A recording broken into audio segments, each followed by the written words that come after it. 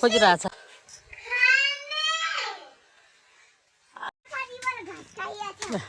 अघि नै एक भारी ल्यायो, फेरि नि ल्याएको 2 भारी ल्यायो है घाँस। ए ल्याइरहेको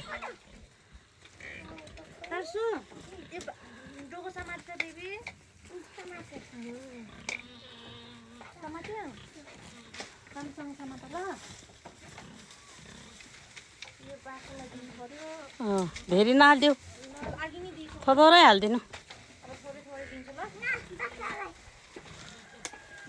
त्यो खसीले हालिदियो, यो एक छ्यापा खसीले हालिदिए।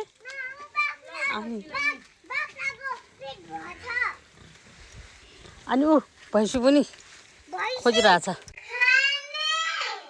अलिअलि हालिदियो।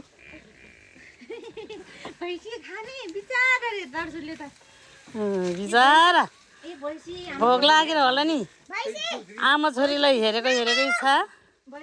भैँसीले हेरेकै छ आमा छोरीलाई। दुब्लो भएको छ भैँसी त। आज भोलि हारियो घाँस खानु नपाएर होला।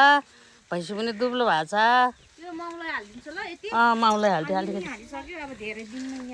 ल अघि नै हालिसकेछ। अहिले त धेरै नहालिदिनु। हान्नु त हान्दैन, फालिदिनु न। फालिदिनु पर्छ, नचिन्नेलाई त हान्छ त नि।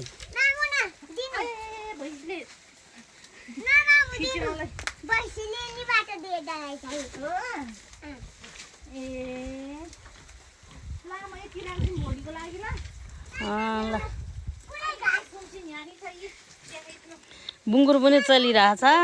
बुङ्गुरले पनि अलिकति हालिदिने कि बुङ्गुरले पनि हालिदियो। त्यो किलो हालिदियो, किलो हालिदियो।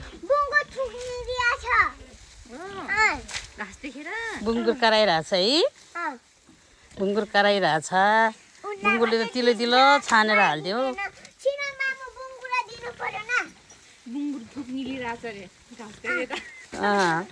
बुङ्गुर छेउमा नजाए फेरि सानो बुङ्गुरले खाइदिएला। फेरि टोक्दिन्छ। कुखुरा त 2टा खाइदियो बुङ्गुरले, कुखुरा पनि खाइदियो 2टा।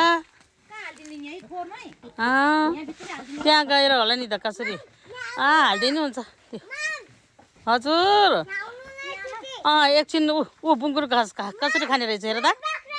दर्छु बुङ्गुरले ऊ घाँस कसरी खाने रहेछ त। मजाले खाँदो रहेछ हौ घाँस त।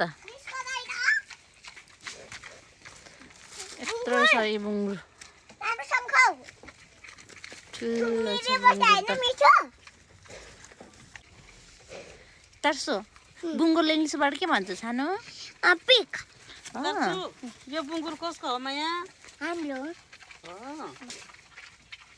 कस्तो मजाले खान्छ आमा? चाटेर खान्छ, के गर्ने छ। तर्सुले भनेको जस्तै भैँसीलाई दिने बेलामा बुङ्गुरले थुक्निरहेछ भनिरहेको थियो है। कस्तो मजाले खाएको बुङ्गुरले।